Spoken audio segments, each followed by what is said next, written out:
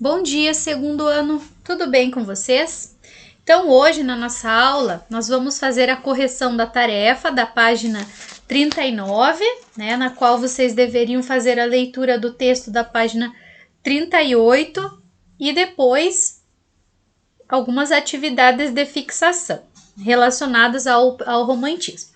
Então, pessoal, esse trecho, né, espero que vocês já tenham lido, né, como era uma tarefa, é do romance Senhora e apresenta um enredo amoroso que envolve dinheiro. Fernando e Aurélia se apaixonam, mas ele a troca por outra em função do dote. Ao receber uma herança inesperada, ela, por meio de seu tutor, propõe a Fernando um contrato de casamento, sem que ele saiba quem é a noiva. E o Fernando ele fica muito feliz ao descobrir que a noiva era a Aurélia. E era sua pretendente, era sua namorada, eles eram apaixonados.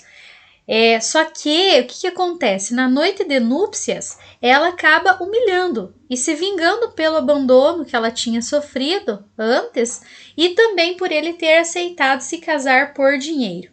E eles passam, então, a viver uma vida de aparências. Então, por essa leitura, gente, nós conseguimos perceber várias coisas em relação a essa obra, né? E a gente vai observar o que essas questões estão pedindo, e essas questões elas são importantes para nós compreendermos o enredo da história, tá? Então, o número 1 diz assim: esse romance é dividido em 4 partes, tá? Quais são essas partes? Nós temos o preço, a quitação, a posse e o resgate. Certo?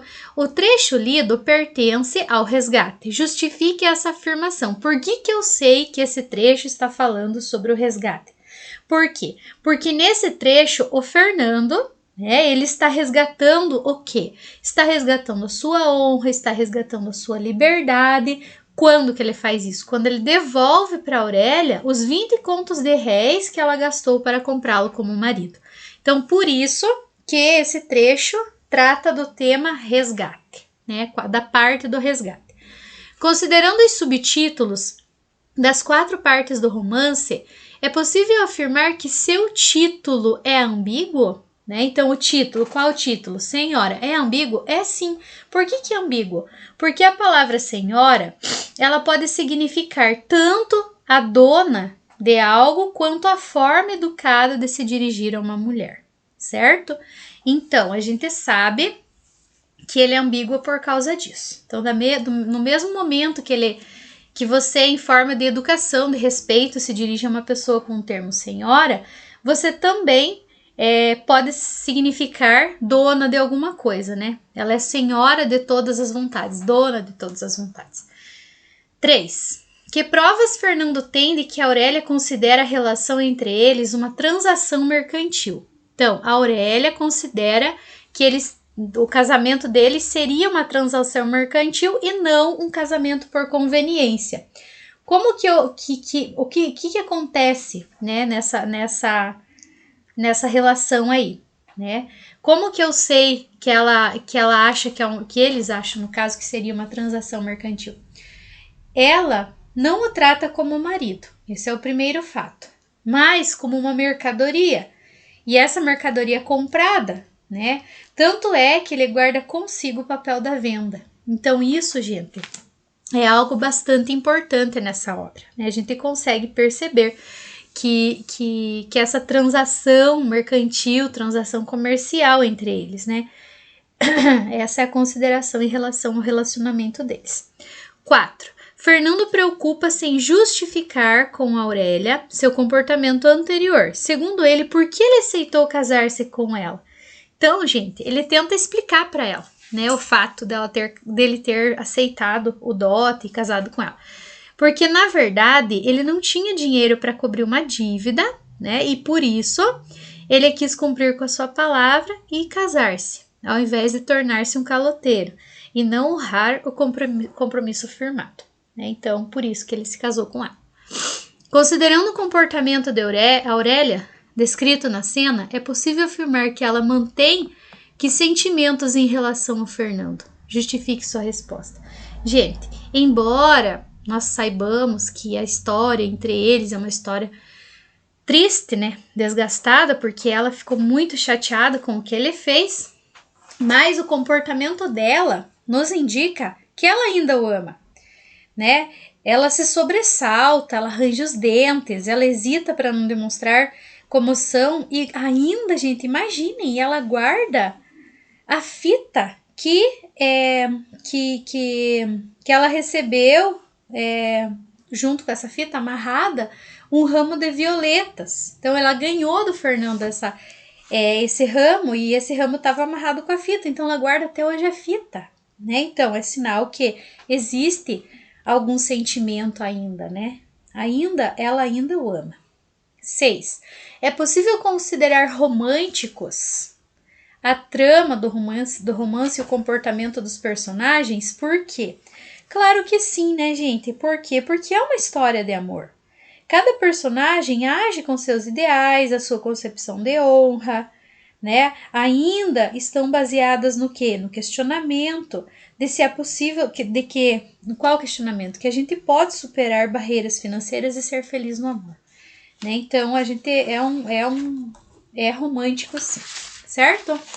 Então, pessoal, essa era a tarefa. E agora eu quero que vocês peguem lá a página 41. Na página 41, nós temos ali um trecho da peça teatral de Martins Pena, intitulado O Noviço. Depois tem as questões ali para a gente responder. Então, vejam, gente, quais são os personagens que fazem parte desse trecho da peça teatral? O Ambrósio, a Florência, que é a sua mulher, a Emília, que é a sua filha. Claro que esse é só um trecho, né? O resto da obra tem, todos os personagens aparecem. O Juca, de 9 anos, dito. Carlos, noviço da Ordem de São Bento. Rosa, que é uma provinciana, primeira mulher de Ambrósio. Padre mestre dos noviços, o Jorge, o José, que é um criado. Um meirinho que fala. 2 ditos que não falam. Soldados e permanentes, etc. A cena passa-se no Rio de Janeiro. Gente, então tem várias cenas. Aqui nós temos apenas a cena 2, né? É um trecho só. Então, nós temos essa parte aqui, ó. Entra Florência, vestida de preto, como quem vai à festa. Então, neste trecho aqui, nós temos a chamada rúbrica. O que é essa rúbrica? É quando tem todas as indicações de como o personagem precisa fazer numa peça. Ó, entrando, né? Você não vai ler lá o entrando. Ela chega já para ele e diz: ainda despido, senhor Ambrósio? Aí ele diz: é cedo. Aí o que a rúbrica diz para ele? Que ele precisa ver o relógio. São 9 horas e o ofício de ramos principia às 10h30. Daí ela diz: é preciso ir mais cedo para tomarmos lugar. Para tudo há tempo, ora dize-me, minha bela Florência. O que, meu Ambrosinho? O que pensa tua filha do nosso projeto? O que pensa eu não sei, nem disso se me dá, quero eu, e basta. E esse dever obedecer. Assim é, estimo que tenhas caráter enérgico. Aí a Florência diz: energia tenho eu, Ambrósio, e atrativos, feiticeira. Ai, amorzinho. Esse a parte, gente, que aparece, significa que a personagem, né, ela precisa usar desse recurso para que o espectador ele seja capaz de saber o que o personagem pensa. Então, quando aparece esse termo, né, o espectador tem que ter noção de que está sendo falado do pensamento da personagem. Que marido, escuta-me, Florência, e dá-me atenção. Crê que ponho todo o meu pensamento em fazer-te feliz. Toda eu sou atenção. 2 filhos te ficaram do teu primeiro matrimônio. Teu marido foi um digno homem e de muito juízo. Deixou-te herdeira de avultados cabedal. Grande mérito é esse, pobre homem. Quando eu te vi pela primeira vez, não sabia que eras viúva rica. Mais uma parte. Se sabia, aí ele grita alto, amei-te por simpatia. Sei disso, vidinha. E não foi interesse que obrigou-me a casar contigo. Foi o amor que nos uniu. Então, gente, veja. Qual é a característica, né? Esse texto, na verdade, ele apresenta sempre, né, o próprio Martins Pena, ele apresenta nas suas obras um viés crítico questionador dos valores da sociedade do seu tempo. Então, pelo que se pode observar no trecho da peça, qual é a crítica feita pelo dramaturgo em O Noviço, né? Então, o que ele está criticando? Ele está criticando o casamento feito por interesse. Por quê? Porque ela já era viúva quando ele casou com ela. E quando é dito assim, ó, deixou-te herdeira de avultado cabedal, grande mérito. Então, quer dizer, coisas de valor, né? Bastante, uma herança grande e valorosa, né? Então, é um casamento por interesse. Indique duas características presentes na linguagem utilizada pelo dramaturgo. Então, assim, gente, nós podemos observar que é uma linguagem bem próxima do cotidiano e, por ela ser uma linguagem próxima do cotidiano, a compreensão por parte dos espectadores é mais fácil. Então, duas características que se fundem em uma coisa só, que é a compreensão, né, do que foi falado na peça. Daí na 3 ela diz assim, ó, em muitos momentos no decorrer de O Noviço, a personagem dirige-se diretamente ao público da peça teatral. No texto, essa indicação vem expressa pela locução à parte. Eu já expliquei para vocês qual é a função desse recurso. É o quê? Ele permite que o espectador ele seja capaz de perceber o que o personagem pensa, né? Então, por isso que é importante a gente utilizar e saber, né? Quando a gente for assistir uma peça teatral, a gente precisa saber identificar esses momentos aí, certo? Então, pessoal, aqui nós temos o seguinte. Nós temos mais uma parte ali que eu quero que vocês façam também a leitura para que vocês se organizem, né? Porque a gente precisa fazer o seguinte, a gente precisa resolver as questões da hora do estudo. Então, lembrando que a hora do estudo é um momento bem importante, são questões de vestibular, né? São questões assim que a gente precisa compreender, certo? Então, vocês vão pausar um pouquinho o vídeo e vão fazer a leitura desse trecho ali da página 44, que é de uma obra do José de Alencar intitulada Tio, tá? Então, eu quero que vocês pausem o vídeo e façam a leitura. Então, gente, após a leitura do vídeo, nós vamos observar o que está sendo pedido e perguntado para que nós possamos responder corretamente. Então, considerada no contexto histórico a que se refere Tio, a desenvoltura com que os escravos no exército se entregam à dança é representativa do fato de que... Então, pessoal, vocês perceberam, né, no texto que a gente tem ali uma característica dos povos, né, dos escravos, na verdade, que viviam nas fazendas. Então, em alguns momentos, eles iam se divertir. Em alguns momentos, eles eram liberados para ir para o pátio da senzala, para eles poderem dançar e fazer o que eles gostavam, mas, claro que não sozinhos. Sempre tinha alguém vigiando para ver se eles não iam escapar, se eles não iam tentar planejar alguma fuga, alguma coisa, né? Então, o que ele pede para a gente? Esse certo, né, que se entrega à dança, ele representa o que para a gente? Representa que a escravidão no Brasil, tal como ocorreu na América, foi branda. Nós sabemos, né, pessoal, que a escravidão aqui no Brasil, ela não foi nem um pouco branda, né? Ela foi uma escravidão, assim, bem pesada, bem difícil, né? Então, essa questão está errada. B. Se permitia a eles, em ocasiões especiais e sob vigilância, que festejassem a seu modo. É isso que eu acabei de falar. Então, a resposta certa é a letra B. Então, nem sempre, né, eles ficavam ali, eles tinham um momento, né, muito raro, mas acontecia. Só que mesmo assim, eles não podiam ficar sozinhos, né? Eles tinham que ficar junto com alguém. C. Teve início nas fazendas de café o sincretismo, gente. Essa palavrinha, ó, sincretismo, significa fusão de diferentes cultos ou doutrinas religiosas. Então, ele diz que houve essa fusão da cultura negra e branca que viria a caracterizar a cultura brasileira. A gente sabe que essa fusão não existiu. Tem pessoas que acreditam nessa parte, né, na parte do negro, outro na cultura do negro, outros na cultura do branco, então não houve, né, esse sincretismo que eles falam. D. O narrador entendia que o samba de terreiro era, em realidade, um ritual umbandista disfarçado. Não, né, o narrador deixa bem explícito que era o momento onde eles festejavam, eles dançavam e eles se alegravam com alguma coisa que acontecia, né? Algum momento festivo e tal. Letra E. Foi a generalização entre eles do alcoolismo que tornou antieconômica a exploração da mão de obra escrava nos cafezais paulistas. Outra questão errada, né? A gente sabe que a exploração da mão de obra ela aconteceu desde a época que as pessoas traziam os escravos lá da África para eles poderem trabalhar, né, sem ganhar um centavo, para poder ter a parte das fazendas de café poderem ter prosperidade. Né? Então, isso é uma coisa histórica, a gente sabe.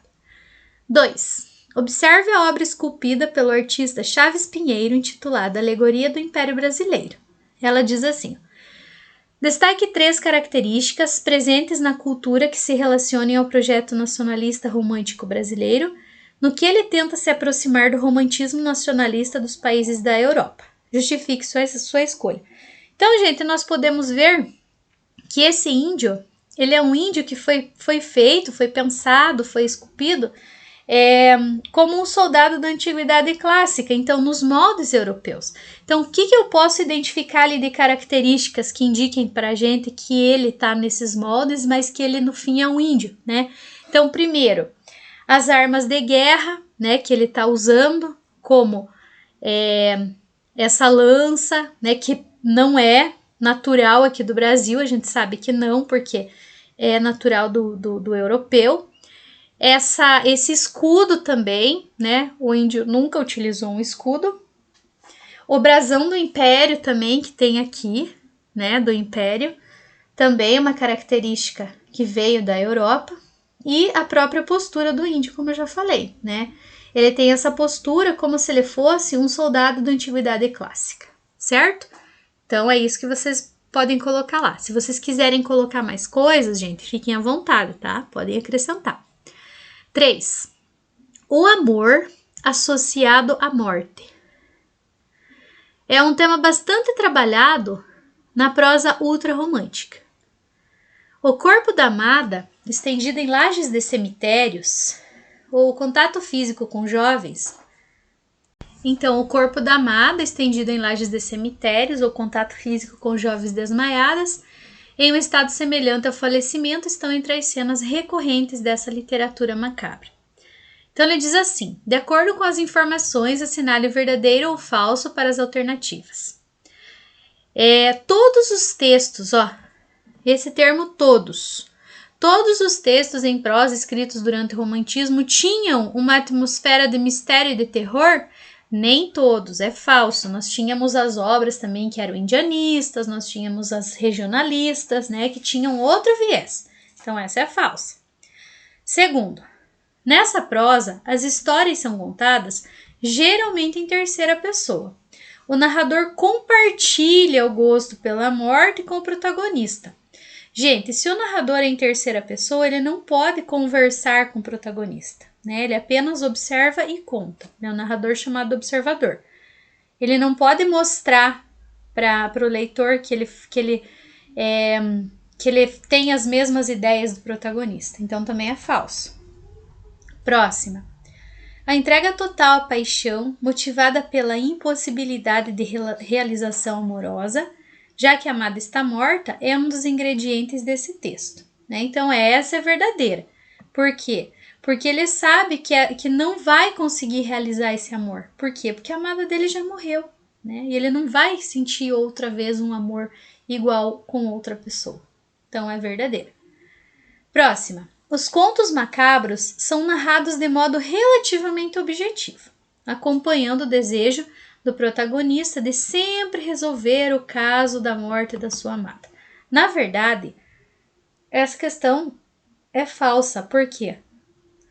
Porque o protagonista ele não tem esse poder. né? Ele não quer resolver. Ele sabe que a amada morreu porque ele vai sofrer, né? Então, para ele é um tormento, é uma tortura ele ficar sem essa pessoa. Então, ele não vai procurar resolver, saber o porquê que a amada morreu, né? Para ele, simplesmente aconteceu porque eles não poderiam ficar juntos. Então, é falso. Ataques de loucura, crises éticas e desejo de adormecer indefinidamente são algumas das válvulas de escape que aparecem como alternativas para a frustração da não realização amorosa do protagonista. Verdadeiro. Então aqui ele fala de válvulas de escape, né? Nós sabemos que o ultrarromântico, ele tenta fugir. Então tudo para ele é uma forma de fuga da realidade, né? Então até os próprios ataques de loucura que ele possivelmente tenha, as crises éticas, esse desejo de dormir e não acordar mais. Então tudo isso faz parte dessa válvula de escape, de querer fugir, né, dessa não realização amorosa, certo? Então, a letra que vocês deveriam marcar seria a letra B de bola. Na questão 4, nós temos ali uma questão do Enem, então prestem bem atenção, gente. Ó, ele era o inimigo do rei. Nas palavras de seu biógrafo, Liro Neto, ou ainda, um romancista que colecionava desafetos, azucrinava Dom Pedro II e acabou inventando o Brasil. Assim era José de Alencar, 1829-1877. O conhecido autor de Guarani de Iracema, tido como o pai do romance no Brasil, além de criar clássicos da literatura brasileira com temas nativistas, indianistas e históricos, foi também folhetinista, diretor de jornal, autor de peças de teatro, advogado, deputado federal e até ministro da Justiça. Para ajudar na descoberta das múltiplas facetas desse personagem do século XIX, parte de seu acervo inédito será digitalizada. Então, gente, vamos ver o que ele está perguntando ali. Com base no texto que trata do papel do escritor José de Alencar e da futura digitalização da sua obra, depreende-se que, então, ó, o que eles querem digitalizar? Parte de seu acervo inédito, certo? Então, o que já tem, pode até ser que seja, mas eles vão priorizar o que era inédito. Então, gente, veja. A digitalização dos textos é importante para que os leitores possam compreender seus romances. Nós não compreendemos um romance apenas se ele for digitalizado, né? Nós podemos compreender se ele for impresso também. Então, não é a resposta certa. B. O conhecido autor do Guarani Iracema foi importante porque deixou uma vasta obra literária com temática atemporal. Essa palavra atemporal é fora do tempo. Se nós lermos uma obra hoje, nós com certeza vamos tirar alguma coisa para o nosso dia a dia, né? Então, ele não pode ser considerado atemporal, né? Porque você pode ler em todos os momentos, você pode ler, tanto que a gente lê essa obra, né? Há quantos anos ela foi publicada e até hoje ainda as pessoas leem, então não é atemporal. C. A divulgação das obras de José de Alencar por meio da digitalização demonstra sua importância para a história do Brasil imperial. O Brasil imperial já passou. Eles precisam mostrar a importância do José de Alencar para nós, para quem ainda não conhece as obras dele, né? Então, não para o Brasil imperial, porque já passou. A digitalização dos textos de José de Alencar terá importante papel na preservação da memória linguística e da identidade nacional. Essa sim, né? Nós sabemos que, como ele foi um autor bastante importante para a literatura, quando você preserva a memória de um autor por meio dessa digitalização ou por meio das produções, edições e tudo mais, a gente também está valorizando a identidade nacional, que foi o que o romantismo buscou criar. Então, a letra D correta. E. O grande romancista José de Alencar é importante porque se destacou por sua temática indianista. Não só pela indianista, né, gente? Ele se destacou por várias outras temáticas, né? A prosa regionalista também, a prosa urbana. Então, a gente não pode esquecer das demais. Certo, pessoal? Então, resolvam lá no caderno, na apostila, essas atividades. E na próxima aula, eu gostaria, para a próxima aula, que vocês resolvessem o restante dessa parte da hora do estudo. até a página 50, como tarefa para a semana que vem, segunda-feira, tá bom? Então, pessoal, qualquer dúvida na resolução dos exercícios, em qualquer coisa, eu vou estar à disposição de vocês. Um abraço a todos e até a próxima aula.